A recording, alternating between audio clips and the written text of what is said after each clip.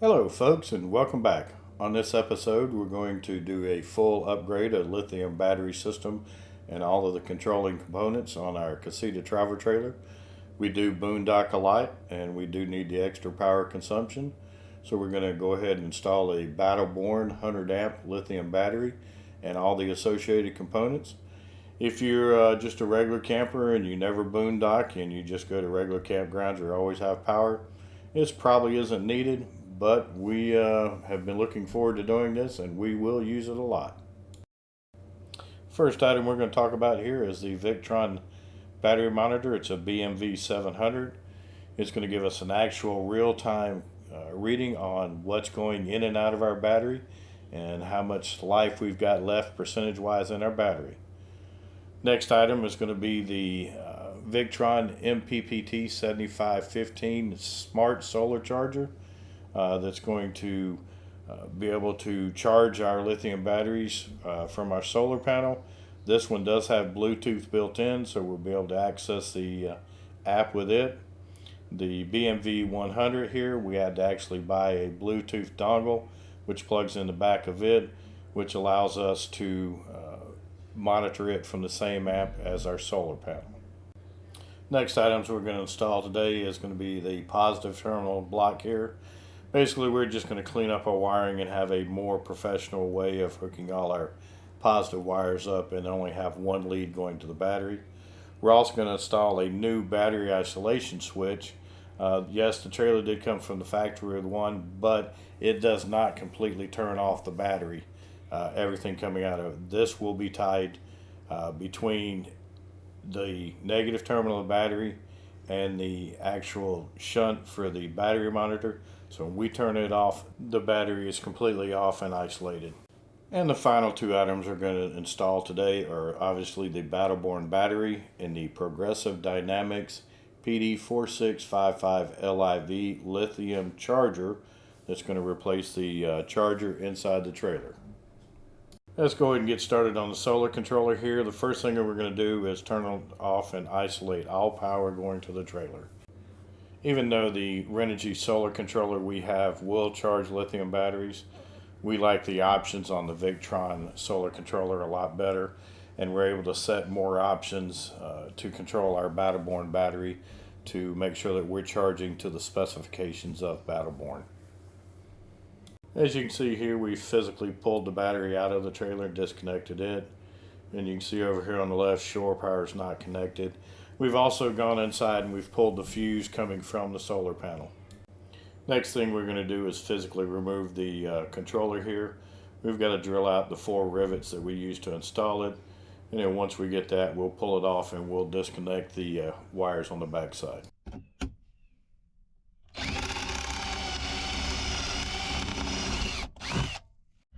All right, now that we got the panel off, we're going to go ahead and disconnect our wires from here. Noting our panel wires are here, our battery wires are here. Now we're going to connect them up to the new one, which the battery's on this side and the panel's in the middle. Load we're not going to use because we're not going to hook up a separate load. And then this wire right here, which is a temperature sensor, we're not even hooking up because that's going to be accomplished through the battery and the actual battery monitor. Alright, you can see the wires are hooked up, and if you do the Victron, make sure you check positive and negative because they switch between the panel and the battery. You can see that they're on different sides. Alright, you can see we've got it pop riveted in. Double check our wiring underneath, make sure it's still in there tight. Everything's in there tight. So next thing we'll do is we'll screw the protective cover over it, and that way it'll be protected. Alright. Cover's on, all bolted in, ready to hook power up to it temporarily and check its operation before we continue to the next item. We've temporarily hooked the battery up and the solar panel, and we've got the app running here, and you can see that it's working. It's charging our battery. It's only putting 10 watts in, but that's because the battery's almost completely full. Alright, let's go on to the next item. As we install the battery monitor, what we're going to do is, you can see I've got all kind of wires coming in here, from the factory wires to the solar wires. We're going to eliminate all of those and just have 2 wires coming into this box. Alright folks, you can see what I did first thing is I pulled all my wiring back up through out of the battery. So now there's nothing in there. There's my solar charging. There's the negative grounds for the trailer and the positive wire. So now what we're going to do is we're going to mount the distribution block and the battery monitor right here on top. Alright, this is the battery monitor. First off, they send you enough cable to go around the moon and back. So what I did is I ordered another cable. Same thing, a lot shorter, so I don't have excess cable underneath the trailer bench here. This is going to be the power wire that actually provides power to the block.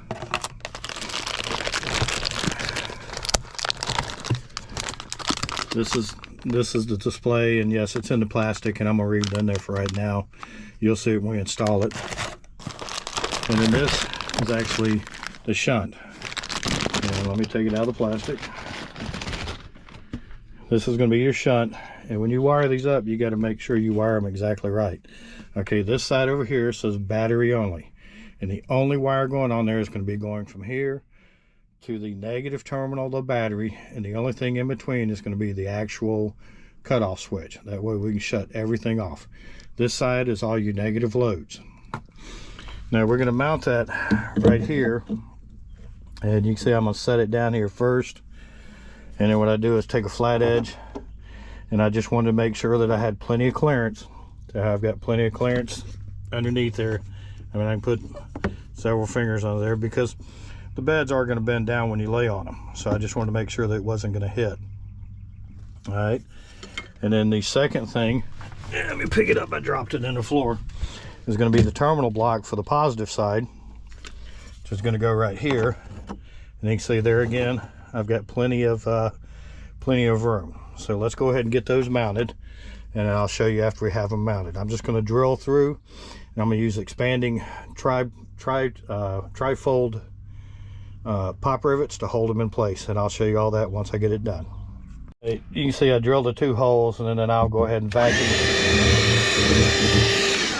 up the dust. I figured out if you clean as you go, it's a lot easier. Okay, you can see I already hooked the control wire and the battery wire up to it. That way when I bolt it down, I don't have to worry about those.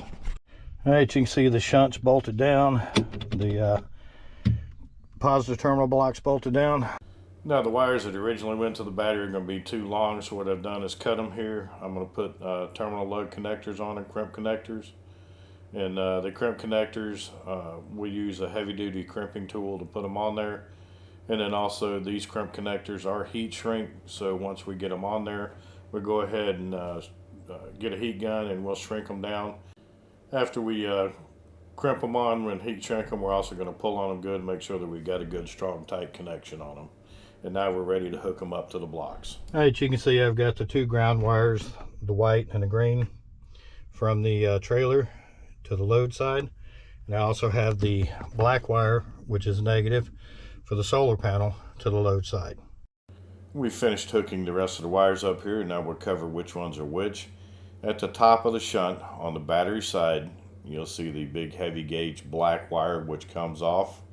That's going to go around to our battery isolation switch, which is the little red switch down here on the right lower side of the screen. And it's going to go through that and back through the heavy gauge wire back down to the negative terminal of the battery. The red and black wires you see here are our solar charging wires. You saw where we hooked the black wire, which is the negative, up to the load side of the shunt. The red wire is going to go through a fuse assembly and into the positive terminal block. Go ahead and talk about the rest of the wires here. On the positive terminal block, the thin red wire at the top of the positive terminal block is the voltage which goes back around to the shunt to allow it to operate. Just below that is the black wire with the white tape on it. That is going to be the positive wire for the actual trailer. Below that, we've already talked about, is the solar wire. And just below that is the heavy gauge red wire, which is going back down to the battery to provide our positive voltage from the battery to the isolation block. This gives us all our battery connections, and we only have the 2 wires going back down into the battery. And now we have an isolation switch that we can completely isolate the battery when we put the trailer into storage. Now that all our electrical is hooked up, the last thing to do on the battery monitor is install the display here. All we did is use a 2 1/8 hole saw to drill through, and then put the display inside there. And there's a ring on the back side, which you can see in this picture. It's that white outer ring, and that just screws on to hold it in. And then the last thing we did is hook up the control wire that goes to our shunt, and the Bluetooth dongle, which goes to our Bluetooth connector, and that way we can talk to it with the same app that we use for the solar panel. As you can see, we've installed our lithium battery now. We've only have 2 wires up here on the top, which makes the installation a lot easier and a lot neater. And we also had to add these foam rubber inserts on the back side of the metal plate brackets. The battery is a little bit smaller, so it helps hold it steady and it's nice and secure in there. Now let's go install our actual converter. And the final item we're going to replace here is going to be our power converter, which we use to charge our batteries from shore power. We've already replaced our solar controller. We've already replaced or put in our battery monitor for the lithium. Now we need to replace the converter here so that when we hook up to shore power, it'll charge our lithium batteries properly. We know that power is turned off to the box here because we turned it off at the new breaker that we put in, but we're going to go ahead and just verify it with a voltmeter just to make sure that it never hurts to be safe. So we're going to check here and on the first 2 terminals here, and you'll see in the voltmeter it says that it's 0.064 or 0.063 volts. That effectively is 0 volts. Anything less than 0.0 volts is effectively 0. So then we go to the next set of terminals, and you'll see that it's going to be, this one actually is 0.000. Alright, and then we go to the next terminal, the final set of terminals, and you'll see that this voltage is effectively 0 also, because it's going to be 0.04. So we've verified there's no voltage going to the DC side of this control board. Now we're going to flip our meter over to AC. Even though we know the trailer's not hooked up to shore power, here again, never hurts to be safe. And we check it, and it's going to be less than 0.0 volts also. So we're good here. And now we can continue on. This is going to be a little bit different than the previous replacement that we did, where we only replaced the power supply down at the bottom. We're also going to have to replace this control board over here on the side. Originally we just replaced this. This time we got to pull this out and then put in their power supply and then replace this board also, because it's got to be able to control, which means we got to take all of these wires off, all of these fuses, and put it onto the new board, and then install the new board and hook it up to the power supply down here. Alright, this is our new board, and it looks exactly the same as that, except for it's got this little brown connector up here, which is going to provide information back to the actual power supply down here. Alright, you can see so far I've hooked the negative wires to the, or positive wires to the battery, negative wires to the battery, and I've got part of these done. I still got a few more to go, so we'll give you another update in just a second. Hey folks, you can see I got all the wires hooked over. I haven't put the fuses in yet. I'm gonna do that after I put the board in place. I've pulled the bottom power supply, and I put this little adapter piece in here, which the unit clips into. Now we're going to slide the unit in, the actual power supply, and hook it up. Alright, well, we've got the unit slid in place there. Now we just got to hook all the wiring up.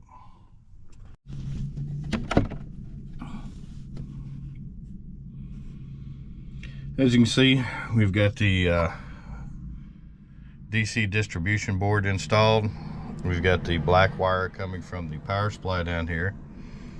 and the white wire coming from the power supply connected to the DC board that goes to this terminal and this terminal.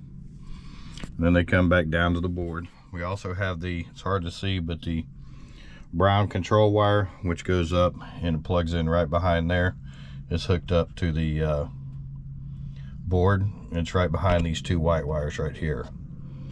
All right, that's the control wire that goes back down to the board. We've got the board installed, the new board, and then we have the AC power, which comes up the black, white, and green wire. So the green goes to the ground, the white goes to the neutral up here, and then the black goes over here to the actual circuit breaker.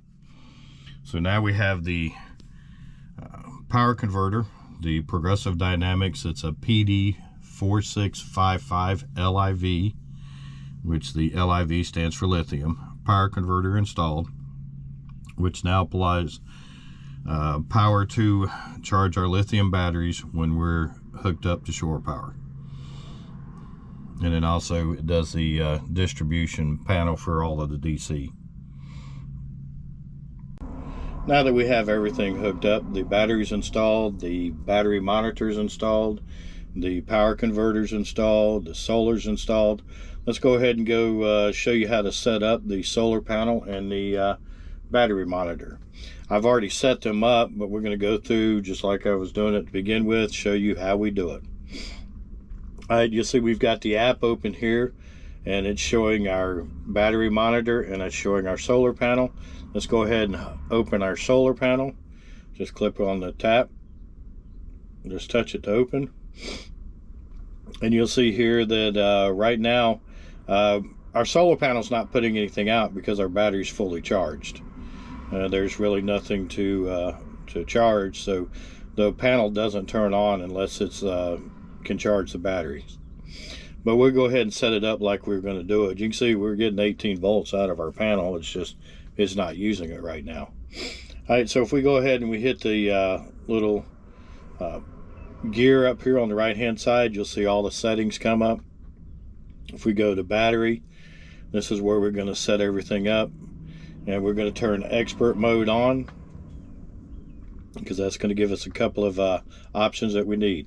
First thing we're going to verify is that we're have 12 volts here, and we are, because that's what our system is. We're going to come down. The next thing we're going to look at, these are going to stay ever how they're set right here.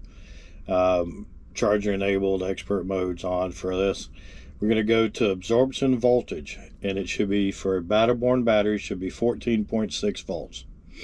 Float voltage for a battle-borne battery should be 13.5, and an equalization voltage for a battle-borne battery should be 14.4. All right, then the next thing we're going to come down is everything else will stay the change other than the absorption, max absorption time. What it is you're going to set 30 minutes for every 100 amp hours of battery. We have 100 amp hours, so we've got ours set to 30 minutes here. The rest of these settings are all set. They should be good. Don't go ahead and, according to Battleborn, just leave them where they're at. Don't change them at all. Now, once you've got those set, you're going to come back out here and you're going to go to save. All right. And I've already saved this, but you'd pull in whatever file name you want to put it here, and you would hit OK, and it'll save that file. That way, if you come in and you've got to restore them, all you got to do is reload them. Case in point, if you hit the little down arrow here, you'll see that I have Battleborn on here. That's for the actual solar controller that we have set up in the trailer.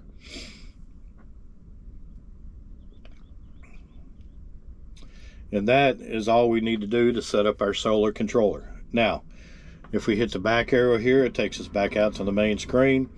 And then we're going to come into our battery monitor. Here again, you can see we're at 100%. Taking a little bit out because I've got the lights on right now. We're going to go to the gear just like we did before. We're going to go to battery. And on battery here, we want to set the battery capacity, which we have 100 amp hour. Our charge voltage should be 14.2. Discharge flow should be 5%. Tail current should be 4%. Charge detection time should be 3 minutes. Per cat component should be 1.05. Charge efficiency should be 99%. And charge threshold should be 0.1 amp. And then the time to go average should be 3 minutes. Battery start synchronization should be on. State of charge, we're not going to change, and these bottom two things we're not going to use at all. You're going to come back out, go to relay, and on relay you want to make sure that low SOC relay on is 5%, off is 10%, and then you want your low voltage relay and your high voltage relay to be off, disabled. Here again, you're going to come in, you're going to hit the save, put a file name in there, and you're going to hit save. And that way, if you need to, you can come in here and hit the down arrow just like we did a minute ago, and you can reload your values without having to go through and put them in every time. I do keep a cheat sheet in the trailer that has all of these values just in case I have to put them in there. And that is all we need to do to set up our solar panel, Victron solar panel, and our Victron battery monitor. Now our trailer is 100% complete. We have the monitor in there now. We have the controller. We have lithium batteries. And we also have the power converter from when we're hooked up to shore power. Well, that concludes our lithium installation on the Casita travel trailer. We have links to all the items we purchased on our website. Under the items we use, just select electrical, and they'll be all listed there. We want to tell you we appreciate you watching. We thank you for your support. Remember, if you have any questions about the installation, go ahead and drop us a line. We will try to answer whatever questions we can. With that being said, we'll see you in the campground.